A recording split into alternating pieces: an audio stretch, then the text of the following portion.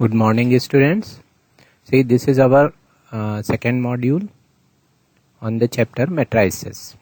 I hope that you understand what was the definition of matrix and what was the equality of two matrices. Now, in this session, we will see the types of matrices and operations on matrices. So, we will start with types of matrices. So, first type is row matrix. So, row matrix, a matrix is said to be a row matrix if it consists of only one row. For example, in matrix B, 1, 2, 3, it has only one row and 3 columns. So, it is a row matrix of order 1 cross 3. So, in general, B equals to Bij, 1 cross n is a row matrix of order 1 cross n. Next is column matrix. Column matrix. A matrix is said to be a column matrix if it consists of only one column. So C 1 minus 2 3, it is a column matrix. It consists of one column and 3 rows. So its order will be 3 cross 1. जब भी हम order लिखेंगे matrix का तो पहले number of rows आती है फिर number of columns आते हैं. ठीक है. In general, A equals to Aij is a column matrix of order m cross 1. ठीक है. Next, square matrix. Square matrix जैसे नाम से ही समझ में आ रहा है, इसमें नंबर ऑफ रोज और नंबर ऑफ कॉलम्स इक्वल रहेंगे. ठीक है. So a matrix in which number of rows are equal to number of columns is said to be a square matrix. Thus an m cross n matrix is square matrix if m equals to n and is known as a square matrix of order n. A equals to 3 minus 1 0 3 by 2 is a square matrix of order 2. Now next is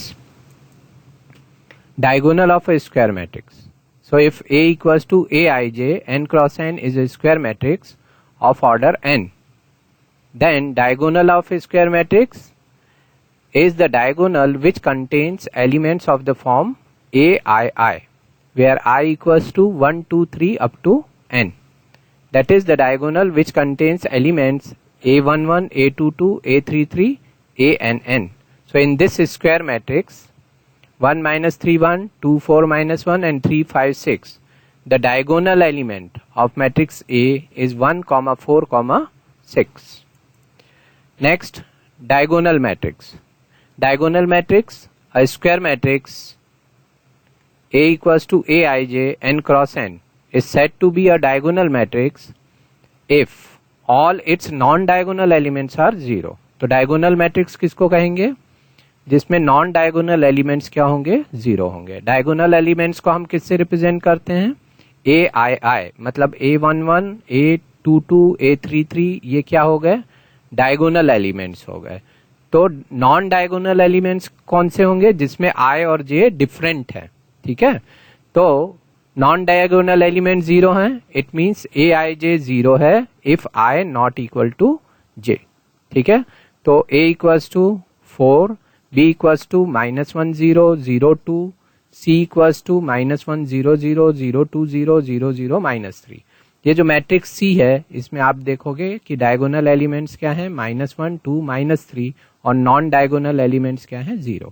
कभी भी square matrix में एक ही diagonal होता है. ठीक है, जिसको हम प्रिंसिपल डायगोनल बोलते हैं. और ये प्रिंसिपल डायगोनल में -1 2 और -3 है. दूसरा वाला डायगोनल नहीं कहलाता है. तो स्क्वायर मैट्रिक्स की जब भी डायगोनल की बात होगी तो यही वाला डायगोनल कंसिडर होगा. ठीक है. तो नॉन डायगोनल एलिमेंट्स इसमें भी क्या है? 0 है. तो ये डायगोनल मैट्रिक्स है. ठीक है, ऑर्डर 3 का. डायगोनल मैट्रिक्स में चूंकि नॉन डायगोनल एलिमेंट्स 0 होते हैं तो डायगोनल मैट्रिक्स को हम शॉर्ट में इस तरीके से भी लिख सकते हैं. A equals to DIAG 4, B equals to DIAG it represent diagonal. ठीक है, डायगोनल -1, 2. मतलब हमने केवल डायगोनल एलिमेंट्स बता दिए तो वो सफिशिएंट हैं क्योंकि डायगोनल नॉन डायगोनल एलिमेंट्स क्या रहेंगे? इसमें 0 रहेंगे. तो केवल डायगोनल एलिमेंट्स लिख दिए और DIAG लिख दिया. इससे क्लियर है कि ये एक डायगोनल मैट्रिक्स है और इसमें नॉन डायगोनल एलिमेंट्स क्या हैं? 0. ठीक है. Next, scalar matrix. Scalar matrix किसको कहते हैं? स्केलर मैट्रिक्स ये भी एक टाइप है डायगोनल मैट्रिक्स का. ठीक है. और अगर डायगोनल मैट्रिक्स में जितने भी डायगोनल एलिमेंट्स हैं इक्वल हैं तो वो क्या हो जाता है, स्केलर मैट्रिक्स। तो चूंकि ये डायगोनल मैट्रिक्स है तो ये स्क्वायर मैट्रिक्स भी है, ठीक है। तो स्केलर मैट्रिक्स की प्रॉपर डेफिनेशन क्या है, a diagonal matrix is said to be a square matrix if it's diagonal elements are equal, ठीक है। That is a square matrix A equals to Aij n cross n is said to be a scalar matrix if Aij is 0 if I not equals to j. What is the meaning of I not equals to j? Non-diagonal elements. I not equals to j means non-diagonal elements and I equals to j means diagonal elements. So it is clear that non-diagonal elements are 0 and diagonal elements are k. Okay, so it will be a scalar matrix. So now you can see B minus 1 0 0 minus 1. It is a scalar matrix because in diagonal elements all the diagonal elements are equal, minus 1 and minus 1. In matrix C also diagonal elements are 2 2 2. Okay, so it is a diagonal matrix in which diagonal elements are equal, so it will be a scalar matrix. Now next type is identity matrix. You can say identity matrix is a type of a scalar matrix in which all diagonal elements are 1 unit.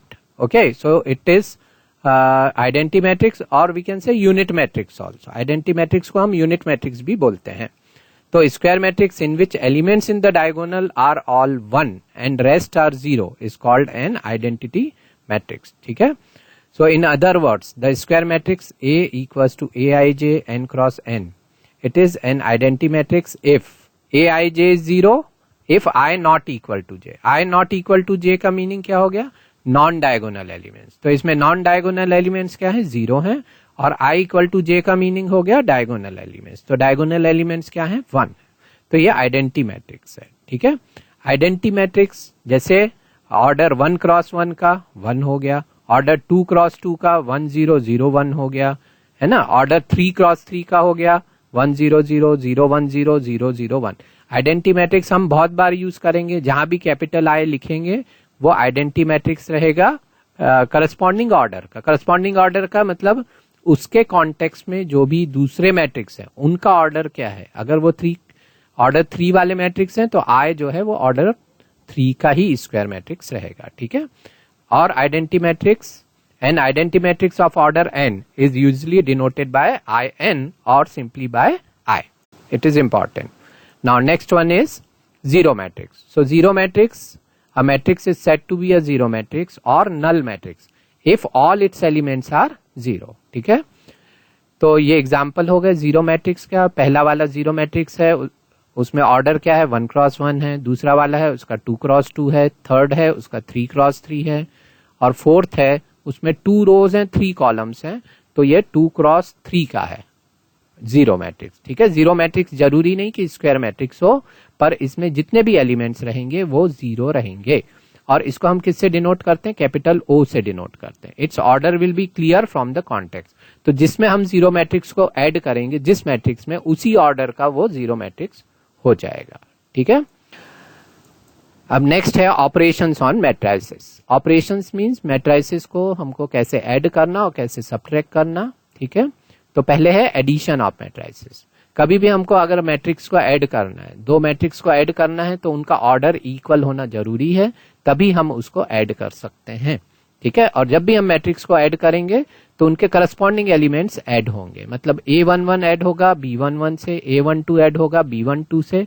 इस तरीके से हम matrix को add करेंगे. तो इसकी definition क्या है, A equals to Aij m cross n, B equals to Bij m cross n. Then addition of matrices A and B is defined if order of A equals to order of B, and then we can write A plus B is Aij plus Bij m cross n. Means you have to add the corresponding elements, okay. And A plus B is also a matrix, okay. So now you can see here 2 matrices are given, matrix A and matrix B. If you have to find out A plus B, now you can see that A and B both are of the same order. So when you add A and B, then you have to add with 8 with 2. 8 plus 2 will become 10. 0 with minus 2, it will become minus 2. 4 with 4, it will become 8. Minus 2 plus minus 2, it will become 0. 3 plus minus 5, it will become minus 2. And 6 plus 1 will become 7. So in this way you can add two matrices. Next है multiplication of a matrix by scalar quantity. Scalar quantity मतलब किसी matrix को हम किसी number से multiply करते हैं. जैसे मैट्रिक्स A है तो मैट्रिक्स 2A निकालना या मैट्रिक्स 3A निकालना. तो हम क्या करते हैं, मैट्रिक्स के हर एक एलिमेंट को 2 से मल्टीप्लाई कर देंगे अगर हम 2A फाइंड आउट करेंगे. अगर 3A फाइंड आउट करेंगे तो मैट्रिक्स में जितने भी एलिमेंट्स हैं उन सबको 3 से मल्टीप्लाई कर देंगे. ठीक है, तो अभी यहाँ पे मैट्रिक्स A है Aij m cross n और K is a scalar. Scalar means any real number. Then K into A is another matrix which is obtained by multiplying each element of A by the scalar K. So K into A is actually K times Aij m cross n which is equal to K into Aij m cross n. तो यहाँ पे example है, matrix A दिया हुआ है तो 2A अगर हमको फाइंड आउट करना है तो 8 को 2 से मल्टीप्लाई करो 16, 0 को 2 से मल्टीप्लाई करो 0, 4 को 2 से मल्टीप्लाई करो 8, -2 को 2 से करोगे -4, 3 को 2 से करोगे 6, 6 को 2 से करोगे 12. तो ये हमको मिल गया मैट्रिक्स 2A. फिर है निगेटिव ऑफ मैट्रिक्स. ठीक है, मैट्रिक्स A है तो -A कैसे निकालेंगे, तो -A निकालने के लिए हम क्या करेंगे, मैट्रिक्स A के जितने भी नंबर्स हैं उन सबको माइनस से मल्टीप्लाई कर देंगे या -1 से मल्टीप्लाई कर देंगे. ठीक है, तो matrix negative of a matrix A is denoted by -A, where -A is -1 times A. Okay, so if matrix A is given, easily you can calculate -A. You have to multiply each element by -1. Now difference of a matrix. How to subtract two matrices? So subtraction is actually a type of addition, you can say. If you have to find out A minus B, means you can find out A plus minus B. And you are able to find out minus B. Okay, so A minus B easily you can calculate. So difference of matrices A and B is defined. Again it is defined only if order of A equals to order of B, and matrix A minus B is Aij minus Bij m cross n, means it will be of the same order.